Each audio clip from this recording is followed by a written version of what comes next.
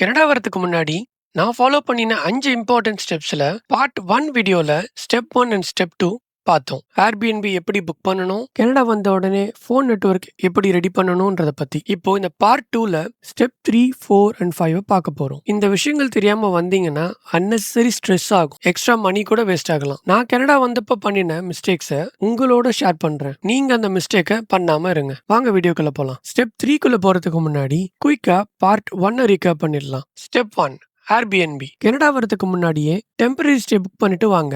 என்னுடைய personal suggestion, office இல்லனா future work place ஏரியாக்கு க்ளோஸா இருக்கிற லொகேஷனா பாருங்க. ரிவ்யூ நல்லா இருக்கணும், மினிமம் 4.5 இருக்கணும். முக்கியமா கரன்சி கன்வர்ஷனை பார்த்துட்டு அப்புறமா புக் பண்ணுங்க. Step 2, sim card. இந்தியால இருக்கும் போதே உங்க இந்தியன் சிம்ல இன்டர்நேஷனல் ரோமிங் பேக் ஆக்டிவேட் பண்ணிட்டு வாங்க. கனடா லேண்ட் ஆன உடனே நெட்வொர்க் இருக்கும். வீட்டுக்கு இன்ஃபார்ம் பண்றதுக்கும் உபர் புக் பண்றதுக்கும் அது ஹெல்ப்ஃபுல்லா இருக்கும். லேட்டரா உங்க பட்ஜெட்டுக்கு ஏத்த மாதிரி கனடியன் சிம் பிளான் சூஸ் பண்ணி அதுக்கான சிம் கார்டு வாங்கிக்கோங்க. பார்ட் 1 பார்க்கலனா டிஸ்கிரிப்ஷன்ல லிங்க் இருக்கு, போய் பார்த்துட்டு வாங்க. இப்போ ஸ்டெப் 3க்கு போலாம்.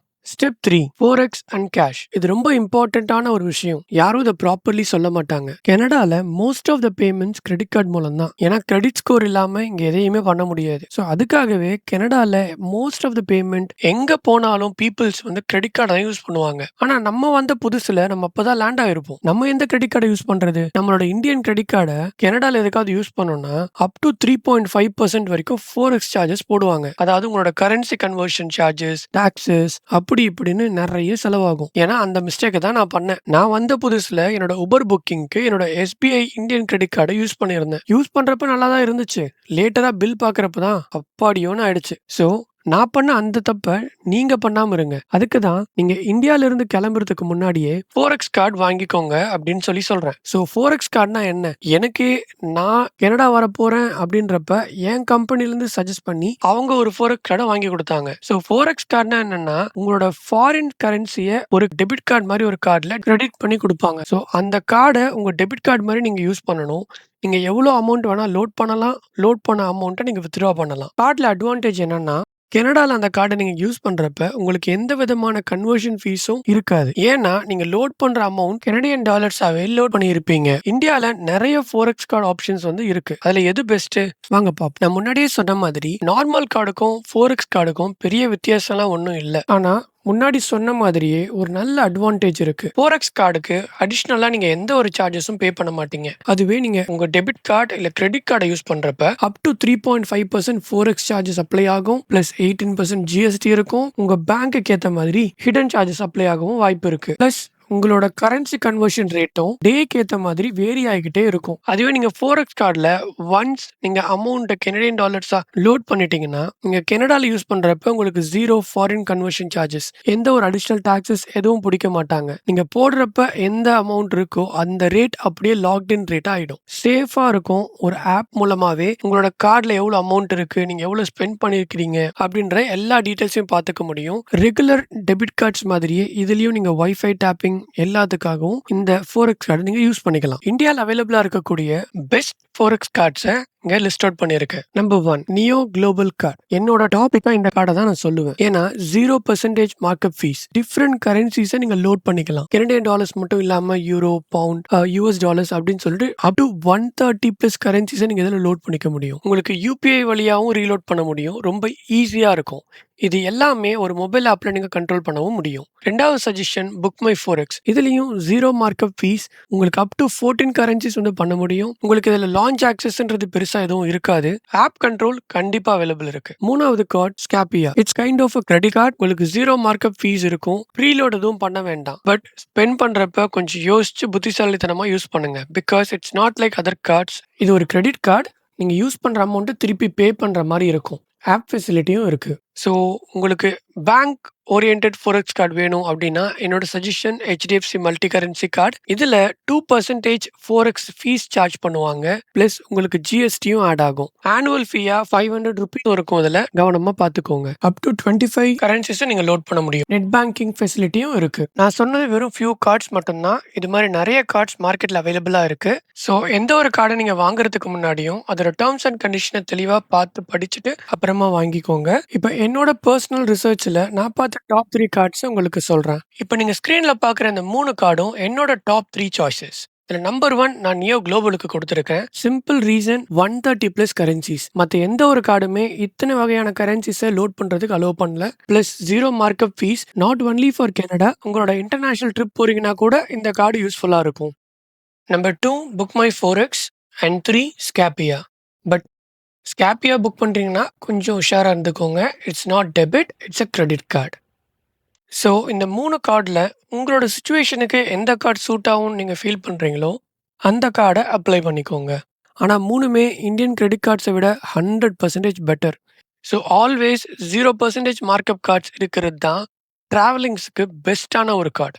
ஒரு இம்பார்ட்டன்ட் ரூல். ஒரே ஒரு கார்டை மட்டும் நம்பி கனடாக்கு வராதீங்க. பெர்ஃபெக்ட் காம்பினேஷன் என்ன கேட்டீங்கன்னா, ஃபோரெக்ஸ் கார்டு வந்து உங்களோட பிரைமரி பேமெண்ட்டா யூஸ் பண்ணிக்கோங்க. இந்தியன் கிரெடிட் கார்டு உங்களோட பேக்கப் ஒன்லி ஃபார் எமர்ஜென்சி. கேஷ்ன்றது ஆல்வேஸ் டிபெண்டபிள். மினிமம் $200 இருந்து ஒரு $500 கேஷை கையில ரெடியா வச்சுக்கோங்க. Not more than that. ஏன்னா $500 கேஷ்ன்றதே நீங்க கனடா வந்ததுக்கு அப்புறம் ஸ்பெண்ட் பண்றதுக்குள்ள போதும் ஆயிடும். ஏன்னா நீங்க போற எல்லா இடத்துலயும் கிரெடிட் கார்டு தான் மோஸ்ட்லி யூஸ் பண்ணுவீங்க. ஆல்வேஸ் இந்த 3 ஆப்ஷனையும் கையில ரெடியா வச்சுக்கோங்க. ஒரு ஃபோரெக்ஸ் கார்டு, ஒரு Indian credit card plus cash. இன்னொரு இம்பார்ட்டன்ட் வார்னிங். கேஷ் எடுத்துட்டு வரணும்னு உடனே $10,000 மேல எடுத்துட்டு வரலாம் அப்படின்றதெல்லாம் யோசிக்காதீங்க. உங்களோட ஃபோரெக்ஸ் கார்டு பிளஸ் கேஷ் இது ரெண்டுத்தையும் சேர்த்து அப் டு $10,000 எடுத்துட்டு வந்தீங்கன்னா ஓகே. அதுக்கு கீழே எடுத்துட்டு வந்தாலும் ஓகே தான். ஆனா அதுக்கு மேல $10,000 மேல எடுத்துட்டு வந்தீங்கன்னா நீங்க கஸ்டம் டிக்ளரேஷன் பண்ண வேண்டியது மேண்டட்டரியா இருக்கும். இக்னோர் பண்ணாதீங்க. சீரியஸான இஷ்யூ வரலாம். ஸோ என்னோட பர்சனல் அட்வைஸ், உங்களோட forex plus cash less than $10,000 கீழே இருக்கிற மாதிரி பார்த்துக்கோங்க. இன்னொரு விஷயம், $10,000 சொன்ன உடனே என்னோட இந்தியன் பேங்க்ல கூட காசு வச்சுக்க கூடாதான்னு கேட்காதீங்க. இந்தியன் பேங்க்ல நீங்க எவ்வளவு வேணா வச்சுக்கலாம். ஆனா நீங்க கனடியன் டாலர்ஸா கேரி பண்ற அமௌண்ட்டை மட்டும்தான் கஸ்டம்ஸ்ல டிக்ளேர் பண்ற மாதிரி இருக்கும். அதுவும் $10,000 மேல கேரி பண்ணா மட்டும்தான் கஸ்டம்ல டிக்ளேர் பண்ணணும். Step 4 Uber. கனடா வந்து லேண்ட் ஆயாச்சு. இப்ப ஏர்போர்ட்ல இருந்து ஏர்பிஎன்பிக்கு எப்படி போறது? சிம்பிள். ஊபர். குட் நியூஸ், உங்கள் எக்ஸிஸ்டிங் இந்தியன் ஊபர் அக்கவுண்ட் கனடாலையும் ஒர்க் ஆகும். புதுசாக ஒரு அக்கவுண்ட் கிரியேட் பண்ணுன்ற அவசியம் இல்லை. ஒரு இம்பார்ட்டன்ட் அப்டேட் என்னென்னா, ஊபர் இப்போ ஜிபிஎஸ் ஆட்டோமேட்டிக்காக உங்கள் கண்ட்ரியை டிடெக்ட் பண்ணிக்கும். அதாவது நீங்கள் மேனுவலாக கண்ட்ரியை சேஞ்ச் பண்ணுன்ற அவசியமும் கிடையாது. நீங்க உங்க ஜிபிஎஸ் ஆன் பண்ணா மட்டும் போதும். உங்களோட உபர் ஆப் கனடா லொகேஷன்ஸ காட்ட ஆரம்பிச்சிரும். நீங்க உங்க அட்ரஸ் என்டர் பண்ணி ஆட்டோமேட்டிக்கா நீங்க எங்க போணுமோ அந்த லொகேஷனை செலக்ட் பண்ணி நீங்க கேப் புக் பண்ணிக்கலாம். நீங்க பண்ண வேண்டியதெல்லாம் ஒண்ணே ஒண்ணுதான். பேமெண்ட் மெத்தட்ல உங்க ஃபோரெக்ஸ் கார்டை ஆட் பண்ணணும். இப்ப ஒரு லைவ் டெமோல எப்படி ஃபோரெக்ஸ் கார்டு ஆட் பண்றது அப்படின்றத நான் உங்களுக்கு காட்டுறேன். இப்ப நீங்க பாக்குறது என்னோட உபர் அக்கவுண்ட் டெஸ்க்டாப்ல ஓபன் பண்ணிருக்கேன். ஒன்ஸ் நீங்க லாகின் பண்ணதுக்கு அப்புறம் உங்களோட ப்ரொஃபைலை கிளிக் பண்ணி அங்க வாலெட்ன்ற ஆப்ஷனை கிளிக் பண்ணிக்கோங்க. ஒன்ஸ் வாலெட்டை கிளிக் பண்ணீங்கன்னா உங்களுக்கு payment methods and add payment மெத்தட்ன்ற ஒரு ஆப்ஷன் ஓப்பன் ஆகும். ஆட் பேமெண்ட் மெத்தடை கிளிக் பண்ணி நீங்க கிரெடிட் ஆர் டெபிட் கார்டு ஆப்ஷனை சூஸ் பண்ணிக்கோங்க. ஒன்ஸ் கிரெடிட் கார்டு இல்லை டெபிட் கார்டை சூஸ் பண்ணிட்டு உங்களோட forex card numbers, expiry date, உங்க சிவிவி அண்ட் கண்ட்ரியை என்டர் பண்ணி ஆட் கார்டு கொடுத்துக்க வேண்டியது தான். ஒன்ஸ் கார்டு ஆட் பண்ணதுக்கு அப்புறம் அந்த கார்டு உங்களோட டிஃபால்ட் பேமெண்ட்டை ஆக்டிவேட் ஆகும். நீங்க இப்போ உங்க லொகேஷனை மட்டும் என்டர் பண்ணி உங்களுக்கு சூட்டபிளான ஒரு கேபை சூஸ் பண்ணி டிராவல் பண்ண வேண்டியது தான். ஓகே, இப்போ கார் எப்படி புக் பண்ணுறதுன்னு நான் சொல்கிறேன். இந்தியாவில் பண்ணுற மாதிரியே தான். ஃபர்ஸ்ட் நீங்கள் செலக்ட் பண்ண வேண்டியது உங்களோட பிரைமரி லொக்கேஷன். நீங்கள் எங்கே இருக்கிறீங்க அப்படின்றது. ஃபார் எக்ஸாம்பிளுக்கு நான் டொரண்டோ பியர்சன் இன்டர்நேஷ்னல் ஏர்போர்ட் அப்படின்னு சொல்லி செலக்ட் பண்ணியிருக்கேன். முக்கியமாக உங்கள் டெர்மினலை மென்ஷன் பண்ணுங்கள். Because it's international airport. அங்கே மல்டிபிள் டெர்மினல்ஸ் இருக்கும். நீங்கள் எந்த டெர்மினல் எக்ஸிட் ஆகுறீங்களோ அந்த டெர்மினலை செலக்ட் பண்ணுங்கள். உங்களோட அட்ரஸில் நீங்கள் வந்து உங்களோட ஏர்பிஎன்பி அட்ரஸை கொடுத்துட்டு பிக்கப் நவுன்ற டிஃபால்ட் ஆப்ஷனை விட்டுட்டு நீங்கள் சர்ச்னு கிளிக் பண்ணீங்கன்னா உங்களுக்கு அவைலபிள் என்னென்ன கேப் டைப் அவைலபிளாக இருக்குது அப்படின்றத வந்து காட்டும். நீங்கள் சிங்கிளாக வரீங்க அப்படின்னா Uber X will work for you. ஏன்னா நீங்கள் ஒருத்தர் தான் வருவீங்க, உங்ககிட்ட லக்கேஜஸ் கம்மியாக இருக்கும். அதுவே 2 பீப்புள் ஆர் 3 பீப்புள் அப்படின்ற மாதிரி வரீங்கன்னா என்னோட பர்சனல் சஜஷன் உபர் எக்ஸல் அந்த மாதிரி ஒரு பெரிய காரை புக் பண்ணுறது. ஏன்னா நீங்கள் கொஞ்சம் கம்ஃபர்டபுளாக ட்ராவல் பண்ண முடியும். உங்கள் லக்கேஜஸ் வைக்கிறதுக்கும் எனஃப் ஸ்பேஸ் அதில் இருக்கும். ஸோ உங்களுக்கு நீங்க எத்தனை பேர் வரீங்க, உங்களோட லக்கேஜஸ் எத்தனை இருக்கு அப்படின்ற மாரி பார்த்து கேப் சூஸ் பண்றது பெட்டரா இருக்கும். என்னோட பர்சனல் சாய்ஸ்ன்னு கேட்டீங்கன்னா Uber XL. Always double check before booking. உங்க ஃபோரெக்ஸ் கார்டு தான் பேமெண்ட் மெத்தடா இருக்கான்னு செக் பண்ணிட்டு தென் ரெக்வஸ்ட் பண்ணுங்க. டிரைவர் வருவாங்க. சேஃபா நீங்க ஏர்பிஎன்பிக்கு ரீச் ஆயிக்கலாம். ஸ்டெப் 5 ரெஸ்ட் எடுக்கணும். இது ரொம்ப சில்லியான ஸ்டெப்பா தெரியும். ஆனா இது ரொம்ப ரொம்ப இம்பார்ட்டன்ட். நீங்க உங்க ட்ரிப்ப ஸ்டார்ட் பண்றதுக்கு முன்னாடியும் சரி, உங்க ட்ரிப்பு முடிஞ்சதுக்கு அப்புறமும் சரி, நீங்க உங்க Airbnb ரீச் ஆன உடனே நீங்க பண்ண வேண்டிய முதல் வேல, நல்லா சாப்பிட்டுட்டு ரெஸ்ட் எடுக்க வேண்டியது தான். உங்களோட உடம்ப நல்லா ஹைட்ரேட் பண்ணிக்கோங்க. டியூரிங் த ட்ரிப் உங்களோட உடம்பு பயங்கரமா டீஹைட்ரேட் ஆகும். ஸோ, நல்லா ரெஸ்ட் எடுங்க. ஏன்னா, இந்தியால இருந்து கனடான்றது ஒரு லாங் ஃப்ளைட் ட்ராவலா இருக்கும். உங்களுக்கு 11 டூ 13 ஹார்ஸ் மினிமம். அது உங்களுக்கு அப் டூ 20 ஹார்ஸ் வரைக்கும் கூட உங்க டிராவலிங் இருக்கலாம். உங்களோட லே ஓவர பொறுத்து. ஸோ, டைம் ஜோன் டிஃபரன்ஸ் மட்டும் உங்களுக்கு 9 to 12 hours time zone difference இருக்கும். நெறைய பேருக்கு இந்தியால இருந்த டைம்லயே இருந்துட்டு, கனடா வரப்ப அந்த டிஃபரன்ஸாலேயே தூக்கம் வராது.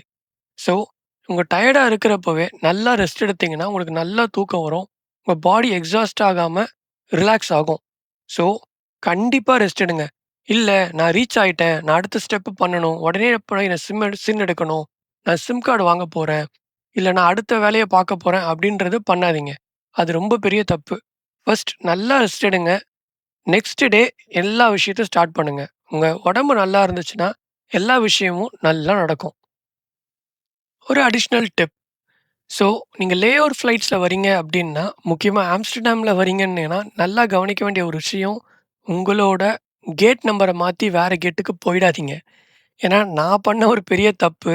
நான் வந்து என்னோட கனெக்டிங் ஃப்ளைட்டே மிக்ஸ் பண்ணி, மறுநாள் காலையில தான் என்னோட 2வது ஃப்ளைட்ட புடிக்கிற மாரி ஆயிடுச்சு. நான் என்னோட லே ஓவர் ஆம்ஸ்டர்டாம் வழியா வந்திருந்தேன். ஆம்ஸ்டர்டாம்ல வந்து எப்டின்னா, ஒன்ஸ் ஒரு கேட்டுக்குள்ள என்டர் ஆயிட்டீங்கன்னா, அந்த கேட்டுக்குள்ள ரிவர்ஸ் போக முடியாது. உங்கள செக்யூரிட்டி கார்டு வந்து கூட்டிட்டு போனா மட்டும் தான், நீங்க அந்த கேட்லருந்து எக்ஸிட் ஆயி இன்னொரு கேட்டுக்கு போக முடியும். ஸோ, நல்லா கவனிச்சுக்கோங்க. நீங்க ஆம்ஸ்டர்டாம் ரூட்ல வரீங்க அப்டின்னா, கரெக்ட்டான கேட்டுக்கு வழி தெரியலனா கூட கேட்டுட்டு போயிடுங்க. ஏன்னா, நான் தப்பான ஒரு கேட்டுக்குள்ள போய் மாட்டிக்கிட்டு, வித்தின் ஒரு 1 ஹார், 1 1/2 ஹவர் ஸ்டக் ஆகி, என்னோட கனெக்டிங் ஃப்ளைட்ட மிஸ் பண்ணி, மறுநாள் காலையில தான் நான் வந்து ஃப்ளைட் புடிக்கிற மாரி ஆகி, நான் ரீச் ஆவுறதுக்கு மிட் நைட் ஆயிடுச்சு. ஸோ, நான் பண்ண அந்த தப்ப நீங்க பண்ண மாட்டீங்கன்னு நம்புறேன்.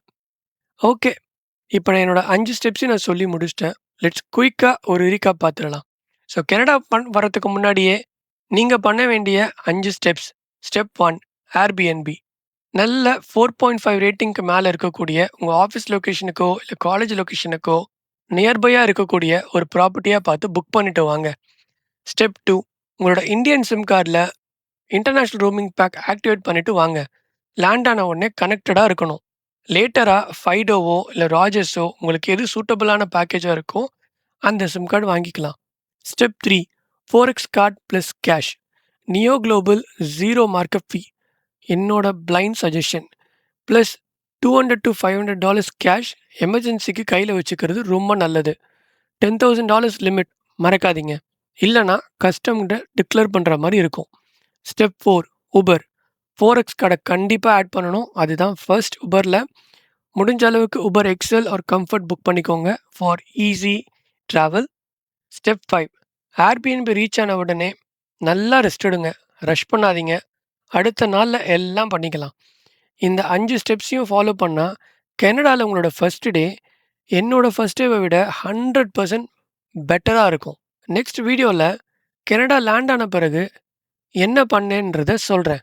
சின் எப்படி எடுத்தேன்? எந்த பேங்க் சூஸ் பண்ணேன்? Presto card. இது தெரியாம போச்சுன்னா $500 வரைக்கும் ஃபைன் இருக்கு. ஸோ இத மிஸ் பண்ணாதீங்க. சப்ஸ்கிரைப் பண்ணுங்க. பெல் ஐகான பிரஸ் பண்ணுங்க. இந்த வீடியோ உங்களுக்கு ஹெல்ப்ஃபுல்லா இருந்துச்சுன்னா லைக் பண்ணுங்க. பார்ட் 1 பார்க்கலன்னா டிஸ்கிரிப்ஷன்ல லிங்க் இருக்கு. போய் பார்த்துக்கோங்க.